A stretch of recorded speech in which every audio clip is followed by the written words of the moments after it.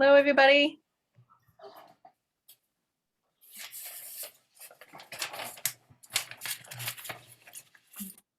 You're all welcome to unmute yourselves for now so we can say hello. Hello, good to see you all. Hi, Alice. I hope you're feeling better. I am feeling way better, thank you. Hooray, Alice. Yay, still a little bit of a cough, but I woke up yesterday feeling like I definitely turned a corner. Oh, good. Good, good. Yeah. Hi, Michelle. Hi, give me 1 sec. I have to yell at my kid. Okay. Hi, Elena, you. good to see you. Oh, Yeah. hey Alice, good to see you too. Yeah. I didn't know you were sick. I'm glad you're better. Well, I just had a really bad head cold Right there. Ah, and missed the first Oh, few events of this special week. after all that work getting here. Seriously. Yeah. And Jonathan, haven't seen you in a while. Nice to see you. Hi, Yeah. Joanne. Yeah. Oh, look at that. Michelle is there with a very, very special younger congregant. Oh, terrific. Close the shade. Okay. Oh, yeah. Want to say hi? Hello. I love. That's Claire. Claire was dedicated at South Church. Aw. Hi, Claire. Affectionately known as Claire Bear. Or Claire too. We have an older Claire at South Church as well. It's in 5th or 6th grade. Yeah. Hello, Rita. hi, Alice. Yeah. Hi, everybody. Is that who said hello to me, by the Tracy, way? hi. No, Joanne, I think Joanne said hello to you. Yeah, Oh, hi, Joanne. Oh, there's two that's Joannes. okay. I don't mind being called Alice. Charlie, looks like you're home. Okay. It does look like he's home. I recognize that backdrop. Yep.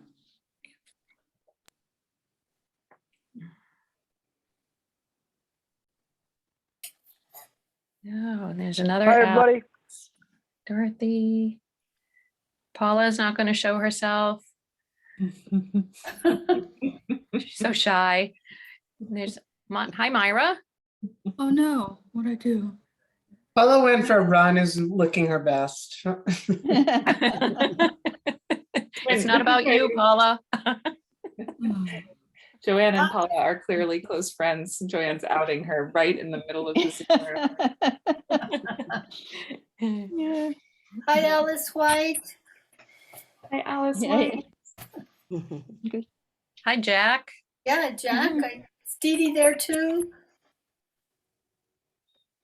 Oh, maybe this is Dee Dee. Oh, this is just his picture. Yeah. Yeah. There. Come on, show yourselves. Yeah, Jonathan. can you hear me? Yes. Yes. Oh, good, but you can't see me, right? Yes, we can see you. Can you see You us? can.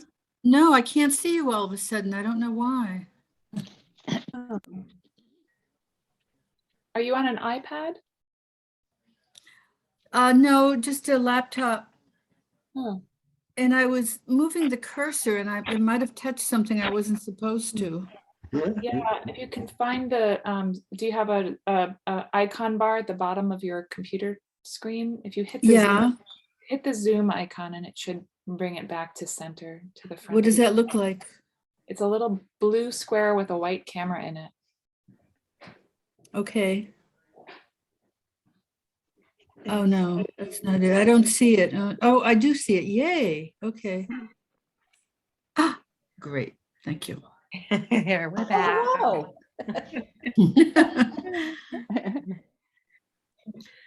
I was trying to make the screen bigger and that's when I got in trouble.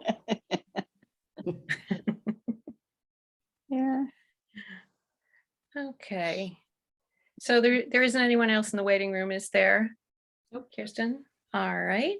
So I guess it's time that we should get started. You probably all know me, Joanne Piazzi. I'm going to be the facilitator for our discussion this evening.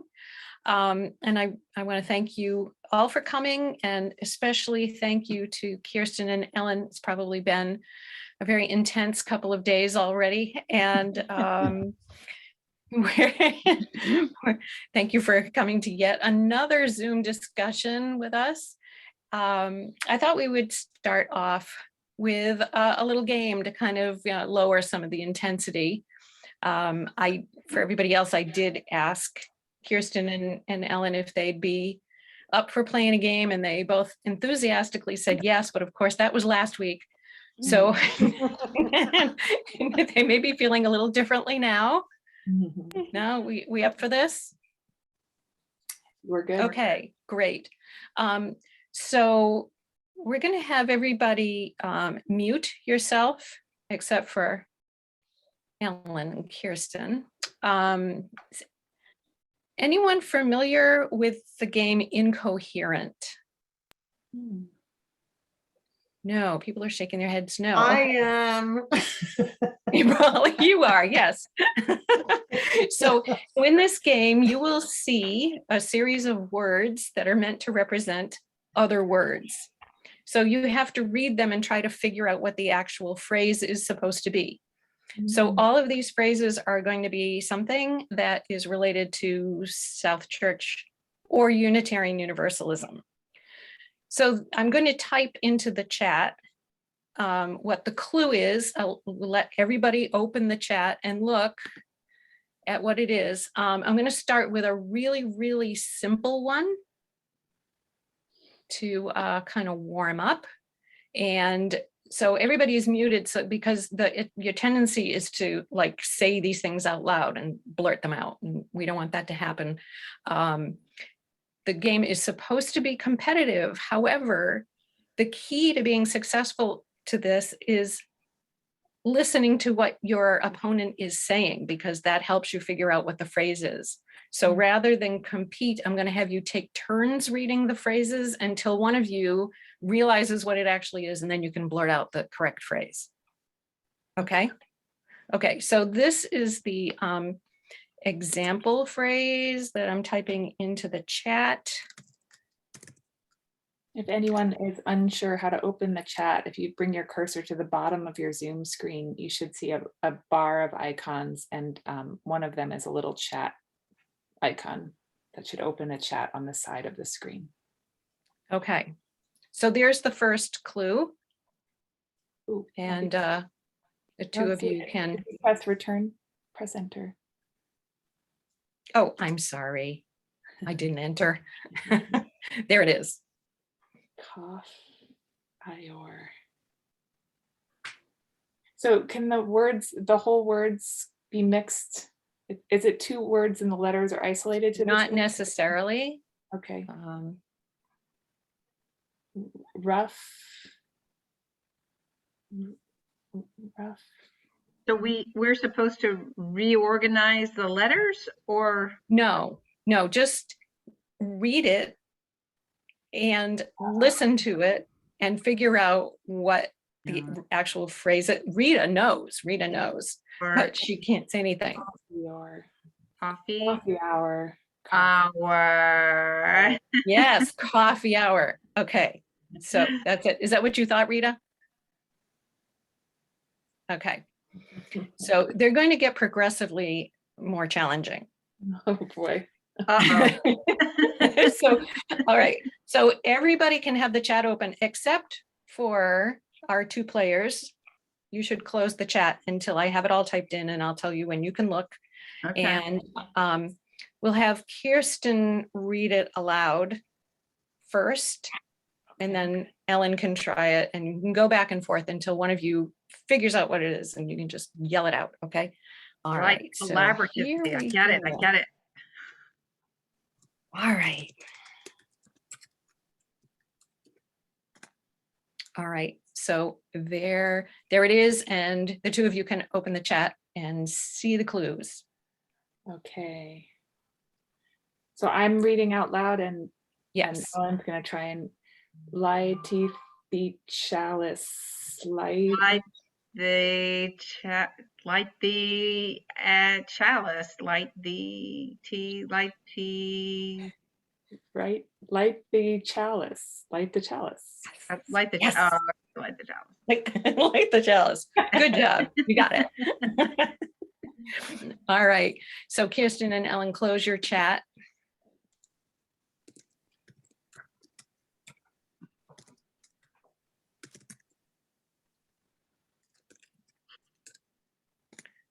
There's the next one. All right, the two of you can open the chat and Ellen is going to read this one first. Okay. Si bien principles. Si bien principles. Okay. 7 principles. Yes, very good. You got that one quickly. Oh, we're getting Alright. it now. It does help not to be looking at the letters, actually, Ellen. Just Okay. Yeah, next time I'm just gonna close my eyes when you talk. Yeah. Just listen. Okay, here comes the next one.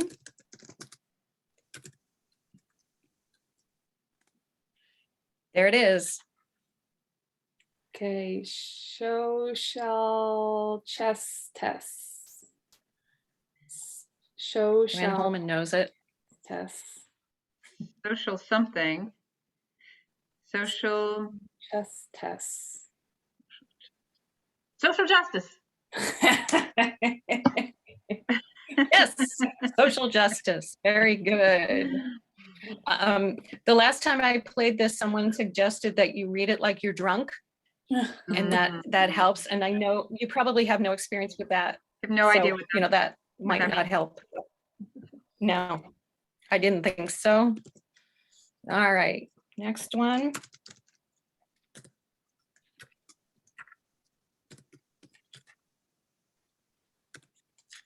Oop.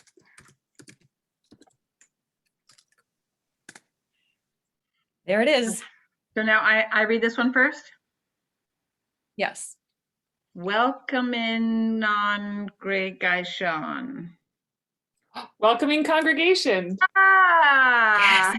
Very good. Very good. Did you And create there's. these? Did you create these, I Joanne? did. That's very did. good. It's hard. It's hard Yeah. to. There's one more. Okay.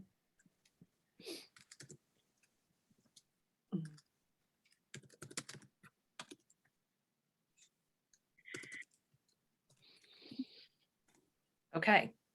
There we go. It's a long one. Okay. Sink Inga Vale if inked radish on. Singing the living tradition. Wow. Oh, She's good. She's good. it's like I know. Excellent work, you two. Yeah. High five, Kirsten. I figured. That was great. Thank you, Joanne, for doing that. Great. Yeah. So to get us started with our discussion, I'm going to ask a question I hope you'll both be able to respond to, and then we can talk about whatever you want, and then we can open it up for questions from anybody else. All right. So what I would like you to start talking about is we know that collaborative governance is very uncommon in churches, even among UU churches.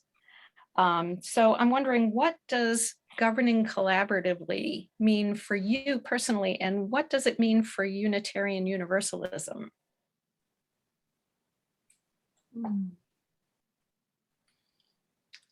And either of you can go first.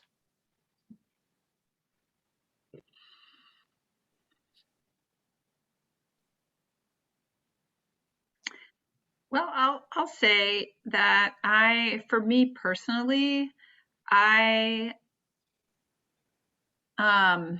there's multiple ways to answer that question. It's sort of from the inside out, like how I like to work. So from that perspective, I just like working collaboratively with other people. I feel like we, in conversation and in dialogue, two people who are working for a common goal, like we spark each other, like in my experience, and come up with fresh ideas and support each other, back each other.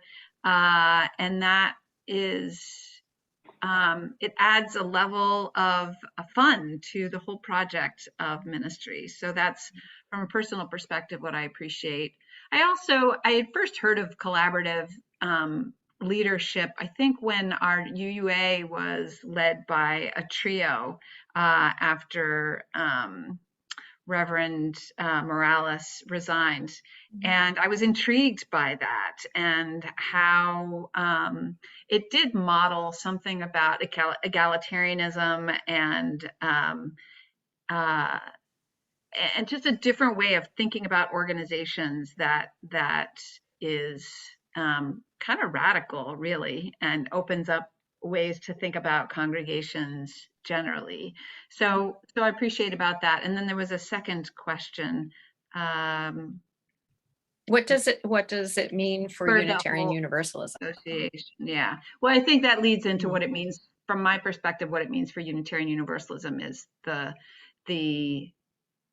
lever into a new way of thinking about leadership as a whole. And I've said this a couple times in different forums, but I feel like in our culture right now, there's so much in our world, there's so much that's changing, and it's changing so rapidly.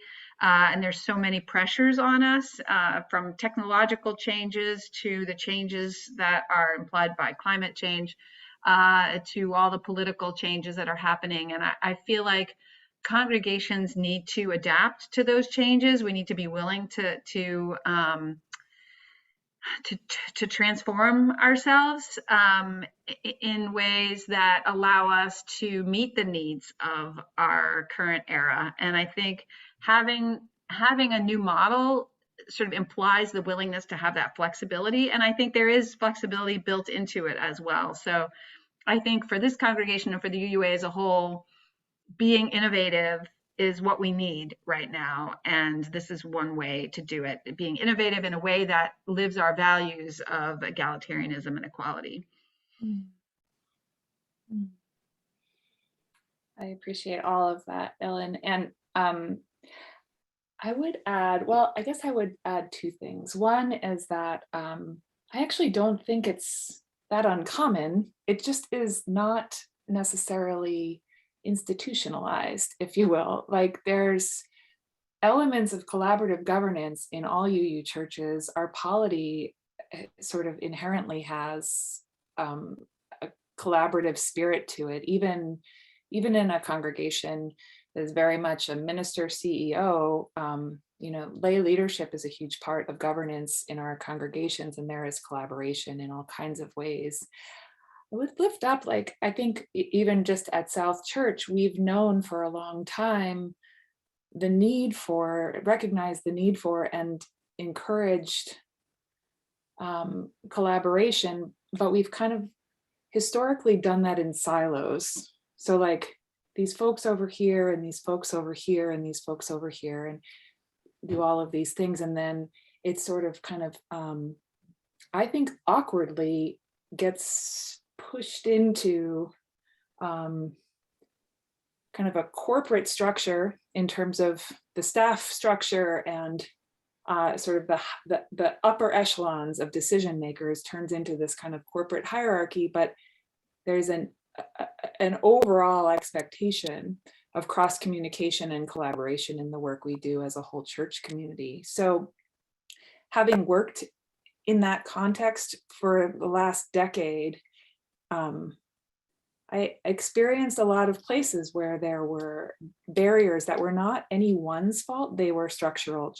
There were structural barriers that felt like they kind of got in the way of who we say we are and what we say we're striving to do. And so I think the spirit of collaborative governance is alive in our faith and is rooted in our faith tradition of revelations not sealed, and we all bring things to the table. And the better we're practicing at recognizing one another's strengths and abilities and harvesting that energy, the more healthy our whole congregation is.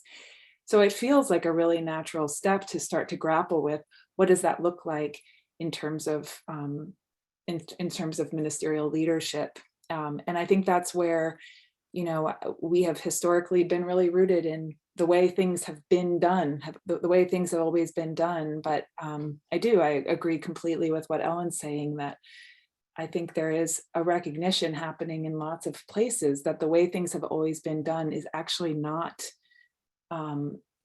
offering us innovation that's critical to us moving into the next chapter of the world and being relevant. And as a faith, I think Unitarian Universalism has the potential to be wildly relevant in the next phase of the world, because we're a liberatory faith. This is what we say we want to do, and the planet needs liberation, as well as the people within it, living on it, and within the ecosystem. So yeah, it feels both like there are lots and lots and lots of seeds at South Church that are already very collaborative, and it just they kind of fall right into place as we look at how this all fits together. That's how it's felt working with the Collaborative Governance Task Force over the last 2 years.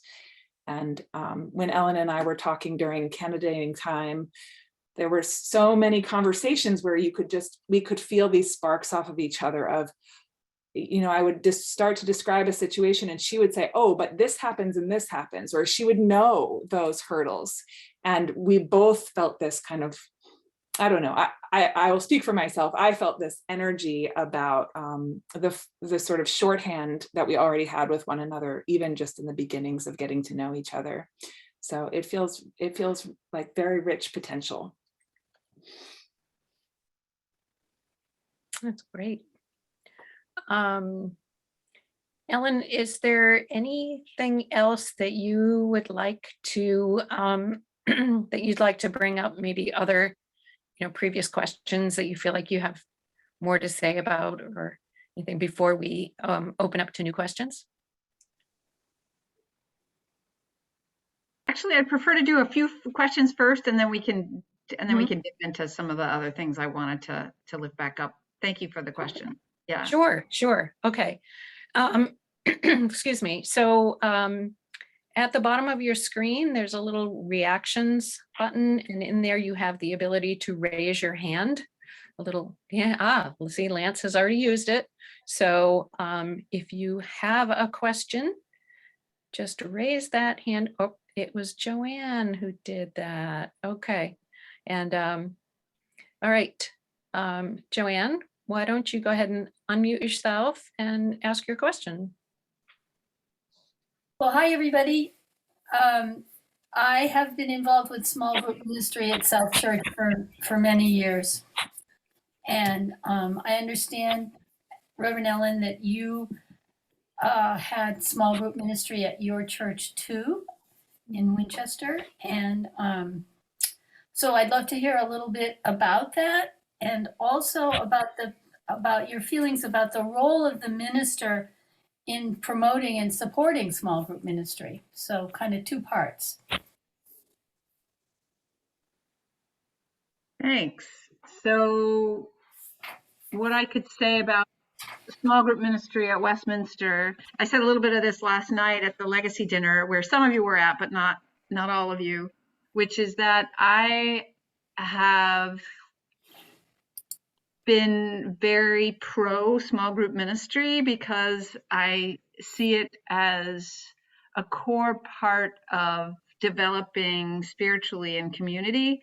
There's a number of dimensions to it, from the personal reflection, especially with a program like Soul Matters, where the curriculum is an invitation to live the theme and actually practice it. So there's that sort of really deepening, that invitation to deepen on an individual level. There is the building of relationships among people in the group, and it's particularly powerful because you're bringing together people who might not otherwise connect with each other. So people from different generations, people from different walks of life, who might not gravitate towards each other in coffee hour. But I have heard again and again at Westminster, people finding connections with those they would never have imagined, but have found so important and life-changing, really, to hear each other's stories. And it's also the practice of learning how to listen. It's not something that is taught in our culture. You know, you take speech class, but you don't take listening class. So having that concrete practice to really be disciplined and listen, it's uncomfortable sometimes for people at first, but the trust that is developed is good for the individual, and it's good for the congregation as a whole to have that skill in the water, so to speak. So as you can tell, I'm a big fan. In terms of the role of the minister, I think that's something that we can discern together. I have been sharing this perspective that as I come in, I'm here like absorbing and learning, like what are all the things that are happening at South Church, and you know, where is it, where does it make the most sense to put my attention in any particular time?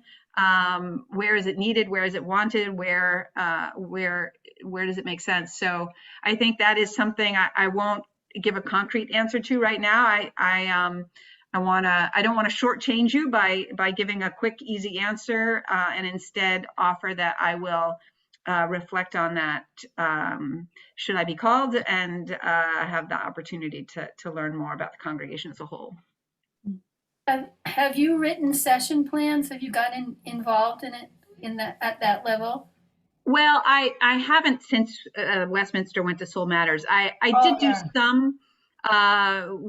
Myself and the director of religious education had created a Living the Principles year curriculum, and we did some small group ministry. That was actually one of the ways I had introduced small group ministry to Westminster, was through the whole program that people were excited about. So I think we did write a couple for that based on the principles. But yeah, I love the Soul Matters ones. They're just really well done. So yeah.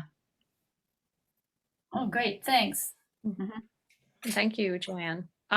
Michelle, do you have a question?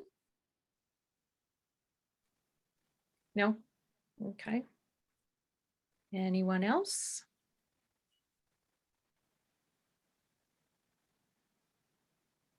I can come up with one. Please. So pretty easy, I guess. So kind of a two-part question. What attracted you to South Church, and why are you looking for a new congregation? Yeah, so I was drawn to South Church in part because of your collaborative spirit that expressed itself in multiple ways. So the shared ministry model that you have with the associate teams was interesting to me right from the start. And obviously the collaborative governance model as well. So that spoke to, I like the way you said it a moment ago, Kirsten, that spirit of collaboration is alive at South Church. And that was the impression I got from the congregational record. And that's the impression I've had since in every of my encounters with you. And that lines up with my approach to ministry, which is very collaborative. I believe that it's in the practice as much as in the sort of the thinking or the reflection that we grow and deepen spiritually. So to have a place where that is explicit is just resonates and lines up with my own philosophy of ministry. So, and to the question about sort of why am I leaving where I am now, is that? Yeah, like what spurred you to start looking for a new congregation? Yeah. So I was at my current location for about 10 years. I went there right out of seminary and had some visions for what I could do with that congregation, and got to fulfill many of them. And over time, I began to feel like I wanted to do more and different and grow in new ways. And just every system is different, and it's like it's just good to change sometimes and learn a different culture and meet different people and, you know, just grapple with different problems. It's good for the brain. My brain has been craving that. So that was a big part of the prompt to look for something new.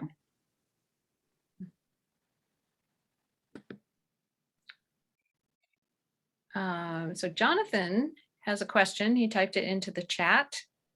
Do you want me to read it, Jonathan, or do you want to do that? I can read it. I just thought might be helpful to see it too. My question is, what do you see as the role of our UU congregation in terms of acting in the larger community, which is part of our mission statement, and your role as a minister at South Church in our living by our mission statement?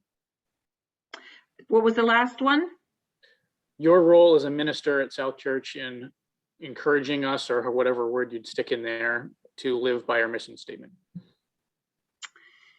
Yeah, right. Well, I see that too as a collaborative endeavor. So what I do or have done at Westminster is I'll preach on a topic, for example, that is alive in our world or in the congregation, and encourage people to get involved in whatever way. So I might work with one of our committees to, you know, recently, so this is actually, that's a slightly different thing, but one of the things that I did at my current congregation was to encourage folks. So this is when there was a lot of negative messaging around our Muslim neighbors and friends. And so I got together with other local UU colleagues and also our Jewish leaders, rabbis, and a couple Christian churches, and created an interfaith sort of, what do we call it? Taste of faith.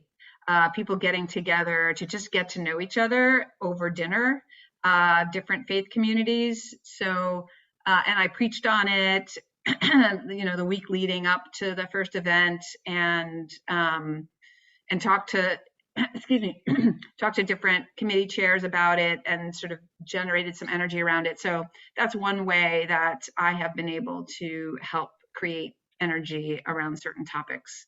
So I feel like there was a second part to your question, which I have not answered yet. Did I answer your whole question, or just part of it?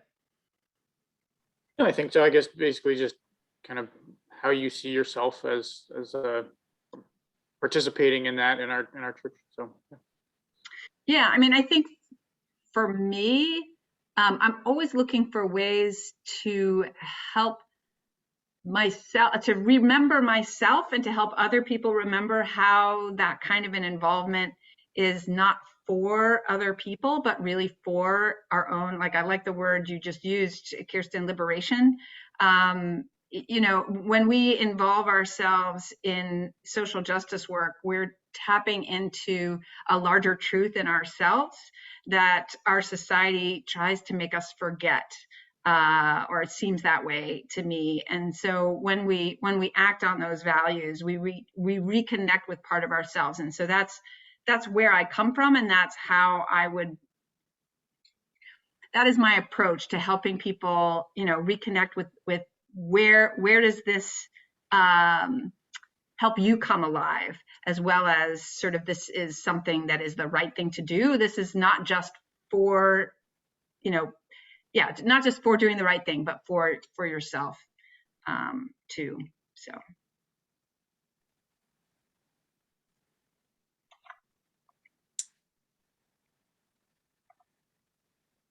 Are there any other questions? I can think of one. You have been at Westminster for 10 years, and that was directly after seminary. So you must have had other training and other career before that. Can you tell us a little bit about your previous work life? I did. Yeah, I think I'm one of the folks who's had about the largest gap between what I did before and ministry. I was in computer technology for about 20 years. I worked as first a web design programmer at a hospital, and then as a project manager at that same hospital. So I will say, actually, the project management dovetails nicely with ministry because there's a lot of projects that happen in ministry. But I would say it was more my outside of work pastimes that dovetail more with my journey to ministry. So getting involved in organizations that help me to see that connection between my personal growth and the oppressions in our world and how those two are connected.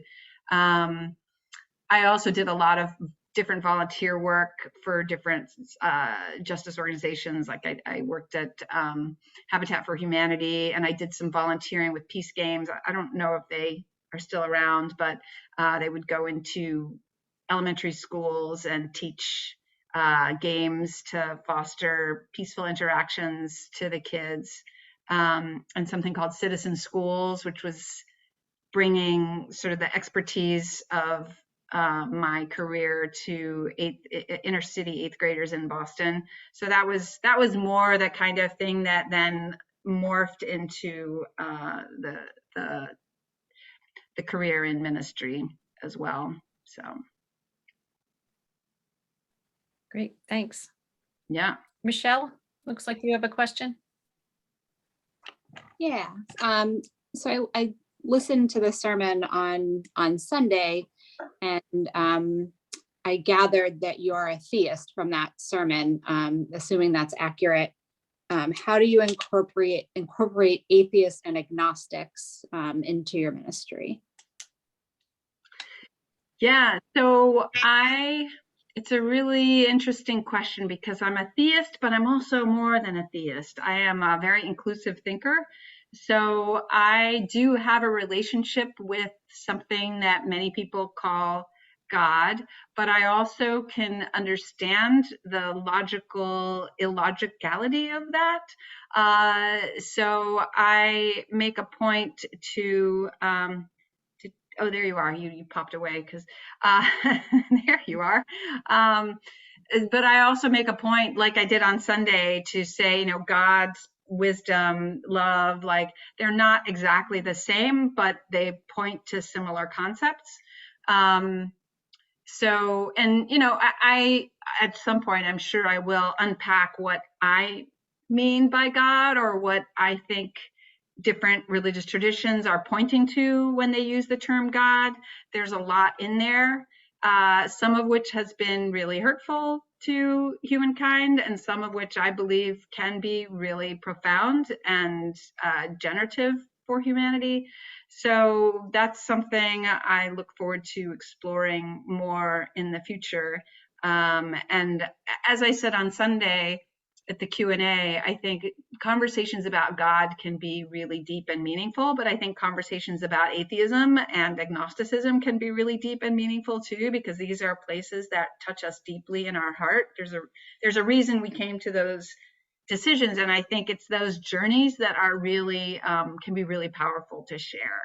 So so I can imagine, creating space for more of that. Thank you. Yeah. Elena, you have a question? It's a mundane question, but I'm just curious about your background. What did your dad do that led you to live in all those exotic places? How many kids in your family? What religion were you raised in? That kind of thing. Yeah, thanks. My dad was an engineer. He worked with Philips Electronics, a Dutch company that made light bulbs and LCD panels and transistors. And so, we moved to Korea where there was a factory, and he managed the factory, and then that moved around. They had a policy of moving their executives every 4 years. So that's how that happened. And I have a brother and a sister. I'm the youngest of three. They both came to the United States for college. Our schooling was all American schools in foreign countries, so we all ended up here for college. And yeah, we're all in the same area right now, which is great. And mom is still in the Netherlands. But yeah. And oh, what religion was I raised as? So my dad is a staunch atheist. My mom was raised Christian-ish, but not very much. But when we lived in South Korea, I went to a missionary school. So that is where I gained my connection to religion, which was kind of interesting because I was in the 5th grade when we got there, and I stayed until 8th grade. And on the one hand, I just totally rejected all the things they were trying to push on us, and I did feel it was being pushed on us. But then I also went to Christian camp with my friends, and that was so amazing. And so something came in at that time, something spiritual, something really powerful that I rediscovered in my mid-30s, and that has stayed with me. So you just never know, those childhood experiences can really stay with you. Thank you. Yeah. Charlie, what's your question?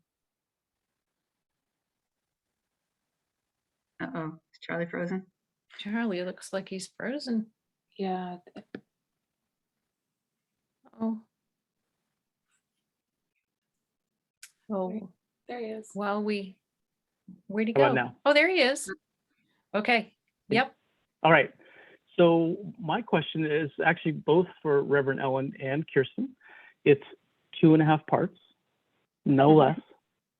I'm curious of what are a couple of your favorite things that you know of collaborative governance, and in practice, like we're trying to do here at South Church, and what are a couple of your biggest anxieties about the collaborative governance model, and how do you think you can address the anxieties that either you have or the church has?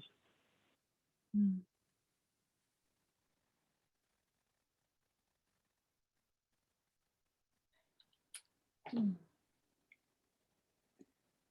want me to take this one first, Ellen? Yeah, sure.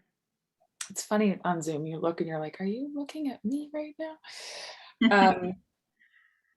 Okay, so I'm afraid I'm going to say the first favorite things that come to my mind and then wish I'd said others. But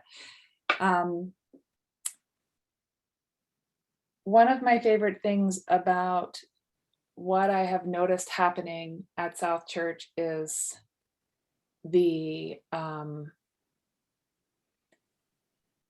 clarity of role, but opportunity for overlap and sharing weight. So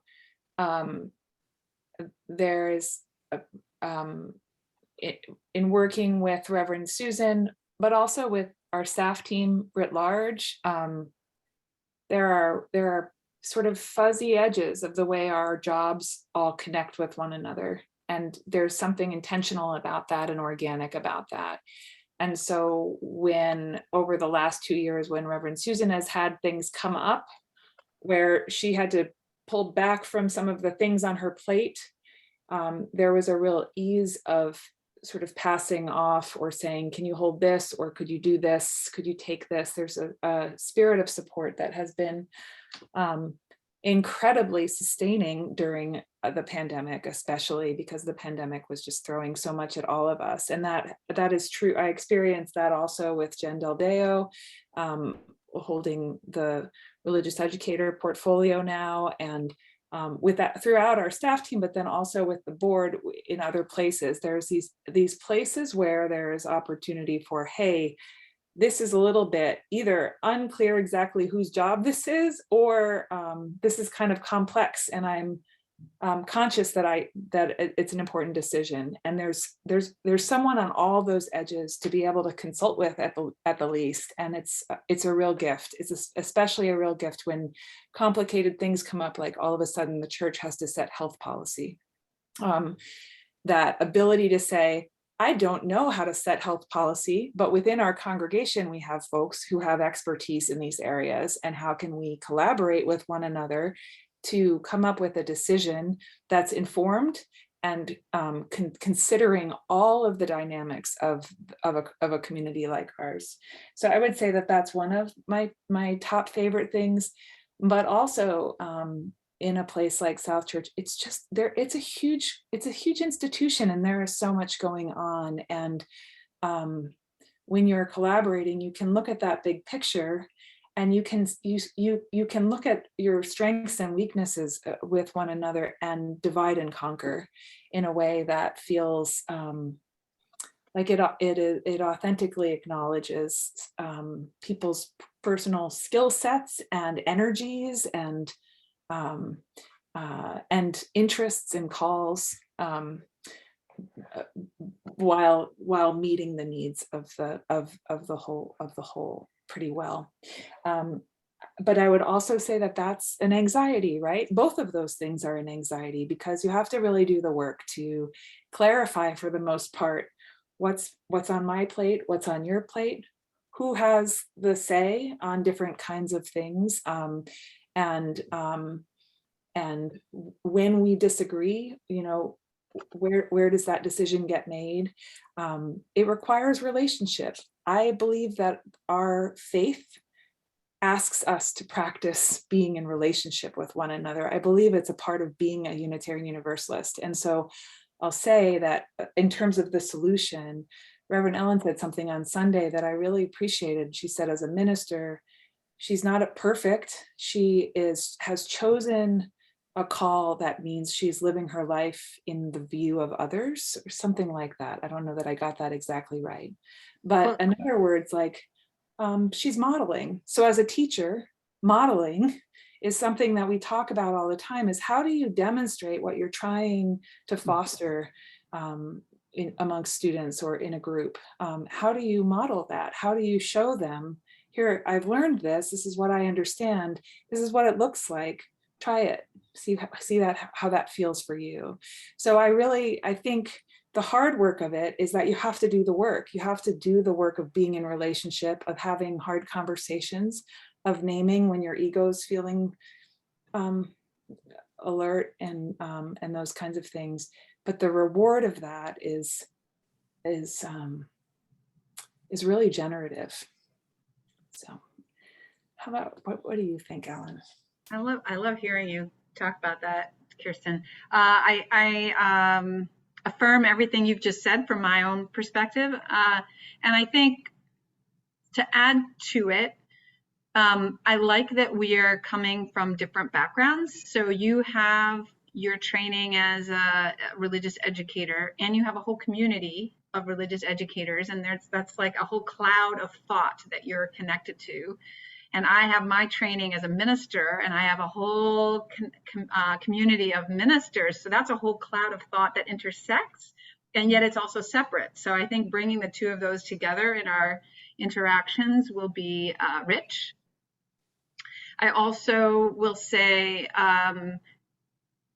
that having a partner in the thought, having both the shared responsibility and a partner will, it's easy to get caught in a rut of thinking about something when you're the only one thinking about it. And when you're in conversation with someone else, it's harder to stay there, and that's good.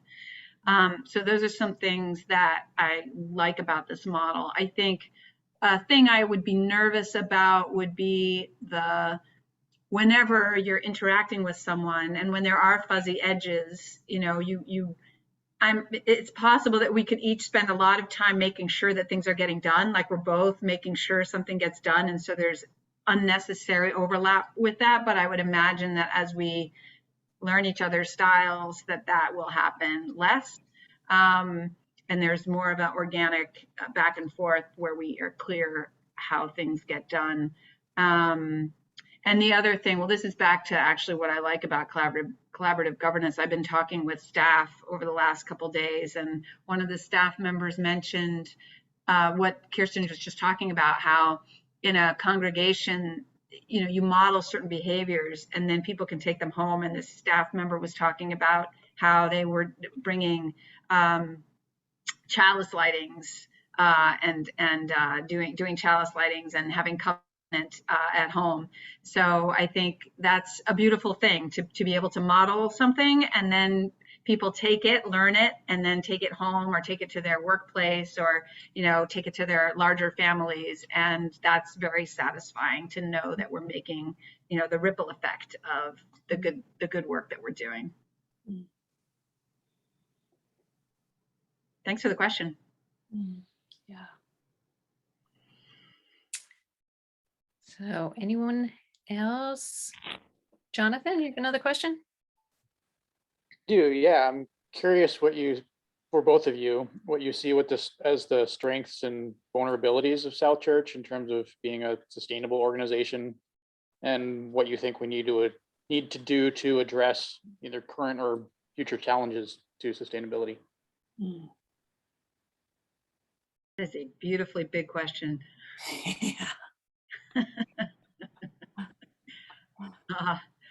Well, I'll answer first just because Kirsten answered the last one first. Even though Kirsten will know way more about this because I feel like I'm just beginning to center into what's happening here and what could happen. But churches have gone through a rough time in the last 2 years. There have been trends, if you read the religious pundits, which I do because I'm a minister, that there have been trends of people moving away from church for some time now. And COVID has accelerated that trend by 10 years, they said. So, if you're feeling weary, you're not alone. And what can you do about that? The pundits are full of articles about that, but no one really knows, honestly. I think we're all figuring it out right now, which goes back to that sort of trial and error and taking some risks and experimenting with some things. It's been great to talk with different groups and committees about ideas that folks have. It was just with the board and the idea came up to do like affinity groups, but not just for the church, but as a ministry so that folks in the wider community might be invited in, folks in their 20s or young parents or whatever the group is, that it's another way to bring the ministry of this church and grow it and offer it to others. But those are just a few specific ideas, and the good things that I think South Church has in its favor are, this is a strong community from everything that I've seen and read. The fact that you had a strong budget drive and were able to buy a new roof during COVID. I mean, that's kind of incredible. The fact that you have stayed so committed to your growing your, taking on challenges even during COVID, this collaborative governance process is a signpost of a congregation, that's really willing to do what it takes to be strong in a changing time. So those are a few thoughts on the topic.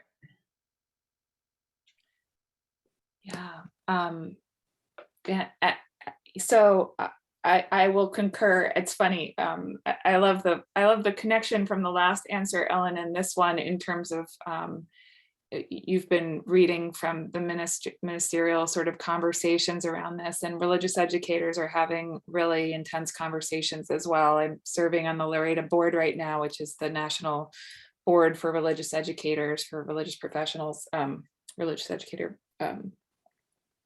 CREs in churches. And religious education has taken a huge hit during COVID. There are many congregations whose programs have completely collapsed. There are many congregations who have cut their religious educators. There are many congregations that are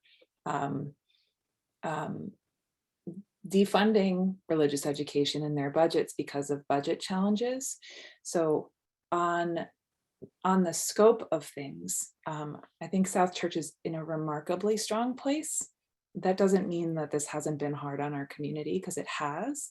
And a part of, it's interesting, there's an irony maybe, a part of why I think we're strong is because we've had two people who have religious education in our portfolio over the last 2 years that have held that, because I have been in the place I've been, because we've been in the midst of what we've been in. And I'm not saying this is because of me, not to diminish me or overinflate me, but our staff structure over these last 2 years has allowed for a resilience that a lot of congregations haven't experienced because, and I think you all will understand this, our faith relies on volunteerism in a really high degree, and volunteerism during COVID collapsed.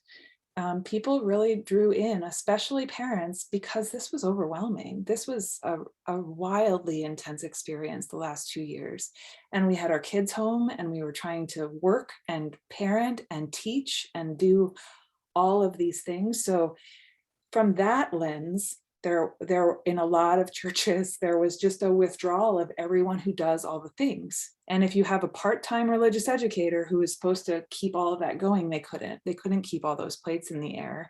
So our church, because of the structure we were in, because Jen Del Deo and I were able to share off, because Reverend Susan and I were able to share off, there was some support that allowed us all to navigate through that and hold the extra lift that the congregation has required us to hold over the last 2 years. The question, though, of sustainability of the model of church that relies on so much volunteerism is, it existed before and it continues to exist because we have a church structure that's still rooted in a time where people had more availability than they do these days. People are really busy. Even retirees are busier than they used to be, but certainly parents are both working. You know, there's just a lot more on people's plates. So in terms of the future, one of the things that I think is ahead of us is really asking, what are our priorities and how do we structure that? And questions about things like, Sky brought something up earlier this week about different roles that the property committee holds that are hard for the property committee to sustain. They used to do a lot of hands-on stuff, and now they really are mostly negotiating with contractors because, again, the property committee is either, like what Sky was describing, was aging, and then the younger members don't have the capacity to show up in the way the church needs them to, and we don't have staff to do it. So Jen Leiden and I were sopping up overflowing sewage a month and a half ago at the church, like when that was happening, right? That shouldn't be either of our jobs. So there is an evaluation of how do things get done and what are we asking both of our volunteers and of our staff in order to go forward in a way that's healthy. And that's work we have to do. But on the scale of things, I think we're in a really strong place, certainly compared to where a lot of other congregations are. And I think that this model that we're talking about allows for it. One of the things Ellen and I can do that's different than if there's a singular leader is we can support each other's hard talks with you all. Like if there's one leader saying, we need this staff member, it's harder to trust that person's right, you know? But if you have two staff leaders who are concurring with each other and who you see are in dialogue with each other and checking on that, there's an increased trust. We have a broader network of relationship in that. So I think that there's lots of things that are strong about the infrastructure of our church right now. I think we have work to do. And then I think in terms of like what we're about, I really hope we dig into that over the next two or 3 years as Ellen settles in, assuming that's what happens, because I would love to hear affirmation from our community of, yeah, this is who we are and this is where we're headed. We haven't done that kind of visioning and like saying what our mission is in a while. And it feels like that would be a really helpful thing to do in this moment. That's what I would offer. Okay. Thank you very much, both of you. We are coming up on the end of our hour, and I want to be respectful of everybody's time. But I also want to give Ellen a few minutes to circle back to some things she wanted to talk about, and then maybe help us close out our session. Thank you. Thank you. Do we go, how late do we go? 8:30 or was it a different? Yeah, 8:30. Okay. Yeah. So this week I began with you. This is a question for all of you. I began this week talking about vulnerability and depth. And part of that is getting real and talking about some hard things. So people talk about a honeymoon in ministry, but if that is sort of a delusion of perfection, then let's not go there. So one of the things that as a new minister or a minister new in a system that I am most likely going to do, particularly when there's a lot of ideas about who a minister could be or should be, I'm going to disappoint you one time or another. And my question to you is, what do we do then? What happens next? And I can make a promise about what I will do if I do something, I step in it in some way, or do something that, you know, is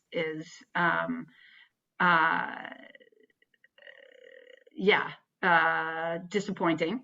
I will promise to talk with you and to be self-reflective and to be open about what I can learn and try in different ways of seeing and thinking. And so my question to you is, what happens next? What are you willing to do, or how would you be willing to show up if I have done or said something that leaves you feeling like I've disappointed you?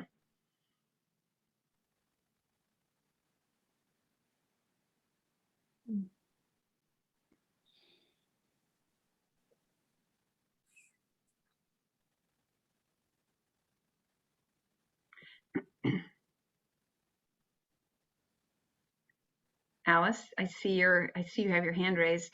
Wait, let her talk. I do. I think that we have probably demonstrated how we would handle that in some regards, in that we had an interim minister before Reverend Susan, who several of us, quite a number of us, in fact, were not shy about stepping into the office and having direct conversations. And I hope that is how that goes, that at least my commitment to you would be that you would hear it directly from me first before it was mentioned to anyone else in the church. And I think that's, I hope that is the way we would handle those issues. Thank you, Alice. Lance? Am I on? Yeah. Yep. A theist believes in a God of justice, correct? A God who rewards the good and punishes the bad. The personal God. Am I correct? Are you asking me if that's what I believe? Yes. Oh, yeah. No. Oh. No, I don't. I don't. But so I guess I would ask how you would define theism. Or well, your theism. My theism. Mm-hmm. So that's a longer question, but I'll say that for me, I believe in a loving God. So I believe in a loving, forgiving God who brings us back to the love in ourselves. So more of a reconciliation kind of God who is always drawing me towards my best self. And if I make mistakes, that God will tell me and point them out to me and help me to look at them and then say, okay, this is the way you need to go. and does that in a loving way. So that's sort of the, it's, of course, from a non-theistic perspective, it's me talking to myself, but it works in the sense of pointing me in the right direction.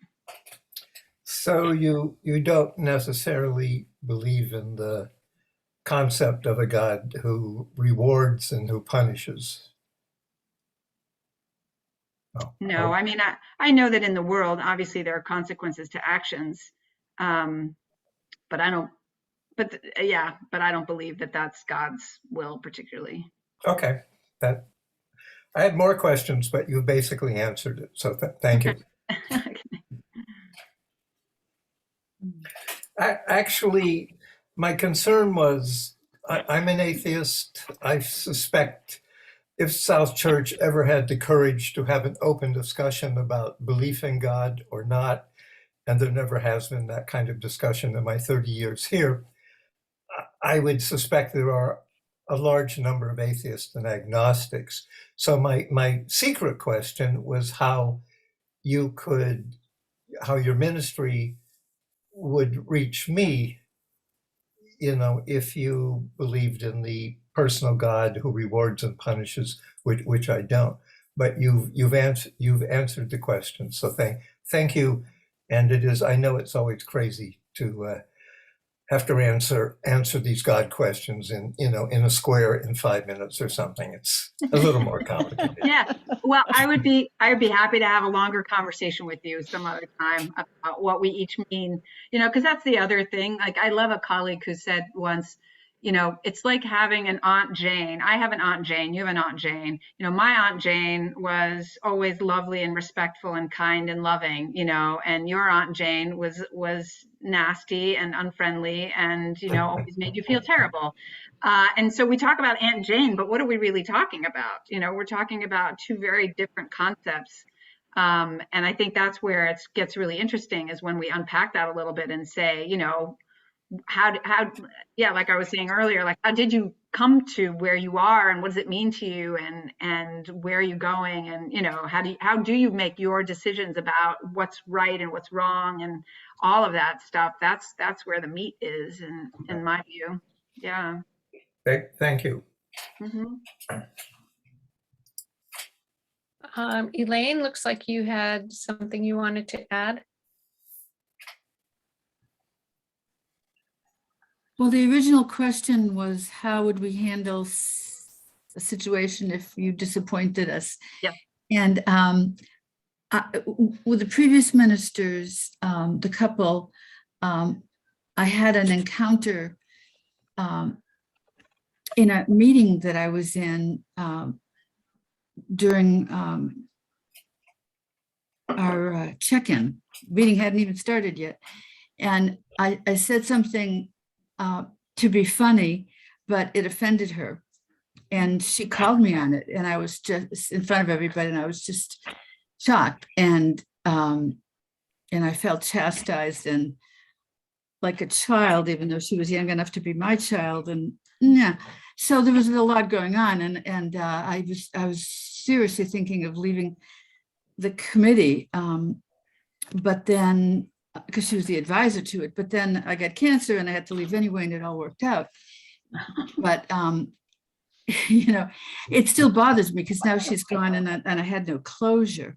And so I really handled it very badly. And I wish that I had done what Alice said, was just go into her office and say, hey, this is what happened. This is how I perceive it. And, how can we fix this? And because I didn't do that, it still bothers me. So I would also hope that I would be able to handle it differently and talk to you directly. Thanks, Elena.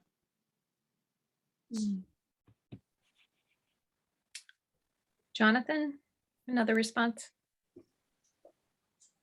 Yeah, I was just going to offer that while I didn't originally have a direct response to this, I think that, and sorry, Lance, to kind of put you on the spot as the example here, but in my experience, as well as, I guess, a agnostic or atheist or anti-theist at times. I would say that in my experience, the way South Church tends to react to disappointments is fairly similarly to what I presume was the potential disappointment of Lance's. So just to offer that, I think that in my experience anyway, that's sort of an example of how South Church, for me anyway, I've seen it in the difficult times, is maybe to respond via question or somewhat secret questions, maybe at times. But anyway, so that I guess to say that I think we're a very questioning organization, I guess is the way that I would put it. But always, at least in my experience, try to give everyone a chance to fully explain and restate positions as much as possible. So I hope that it comes across also as a positive, or at least an approach that seems to be, to me, rooted in the way we interact and challenges. Thanks, Jonathan. Tracy, go ahead. Hi, Ellen. Nice to meet you. I think in the disappointing conversation, I would work really hard to remember that you're human, that we are all human, to not triangulate,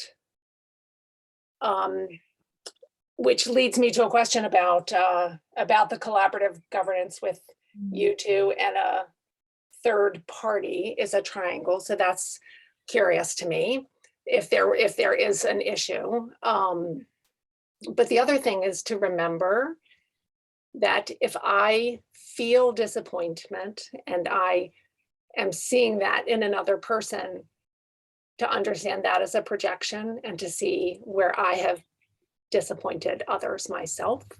It's an invitation for self-reflection about why we are disappointed, that you might actually have nothing to do with it, that we're experiencing something that is our own and putting it on you. So that would be my invitation. Good for that. Charlie, go ahead. I think it's a great question, Reverend Ellen. Everybody's alluding to a tool that we already have in our toolbox at South Church, and that's the covenant of right relations. So if we utilize that behavior and we utilize that way of working with each other, then we have a level of trust and transparency that is clear. If we don't do that, then we do what Tracy said, which is triangulate and really come across and have a difficult time. So having direct, clear, transparent conversations and utilizing a tool that we use a lot, at least the Collaborative Governance Task Force uses it, the search committee used it a lot, and introduced it to all of the ministers that we interviewed, introduced it to Reverend Ellen, and it's a very powerful tool that we need to continue to use.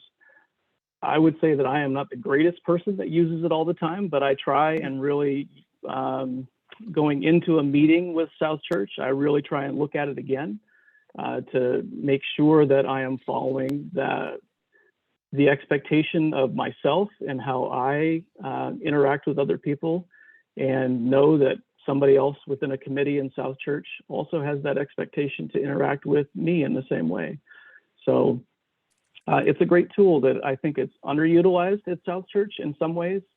And I think if we use it all a little bit more than the conversation with you, Reverend Ellen, if we had some type of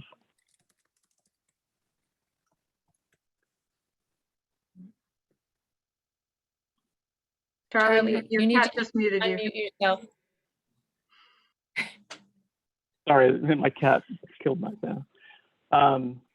I would think if we utilize the covenant of right relations on a regular basis, then we would have less conversations that were difficult and be more transparent and clear.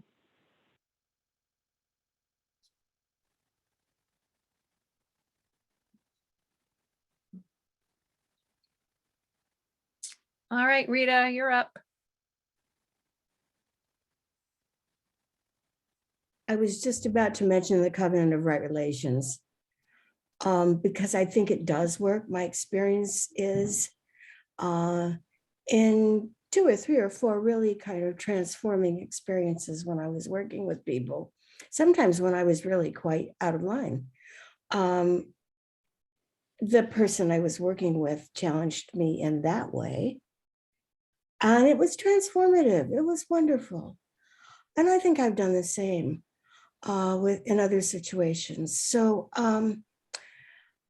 my experience with the people that I work with at South Church is that we're pretty much observing it and come down to it. The last thing says, if you can't quite come to an agreement or find peace, then you get someone else, or you get the minister, or you get the chair, or you get someone to help you do it. And it's an amazingly powerful norm. It's also the way that it's written. It's really, it asks for a high level of skill and commitment and self-awareness, and the kind of awarenesses that not everybody has. So in the sense that you're holding up this ideal and you can call people to that, it's wonderful. And I just think we use it more and more. We keep it in the pews. We mention it at congregational meetings, and there's way more work to do with that. And Lance and Joanne in here in this little square next to me were instrumental in writing it.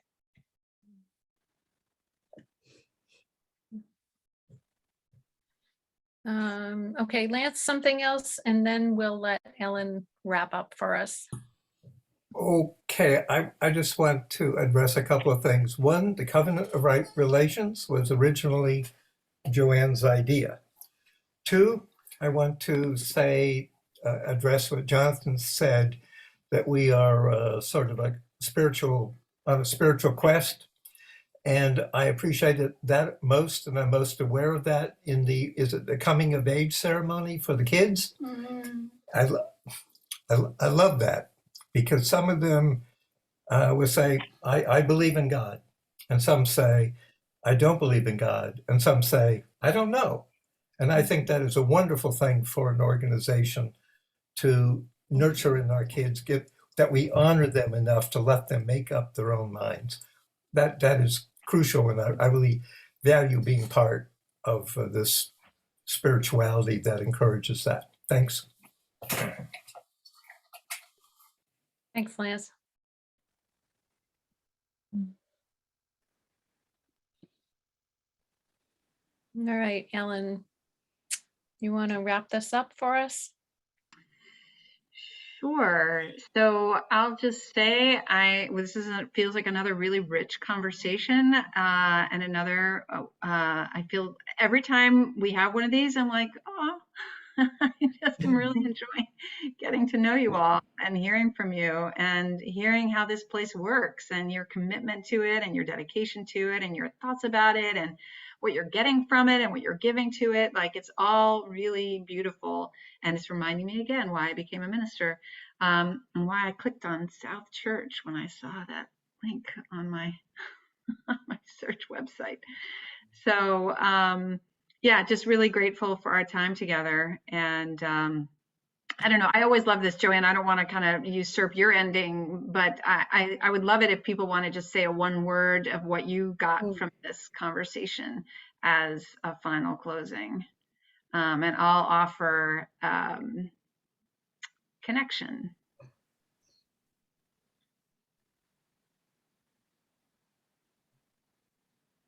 Feel free to just pop in. Cheerful. Anyone can speak now? Hopeful. Honesty. Thankful. Respect. Affirming. Grateful. Clarity. Deepening. Emerging.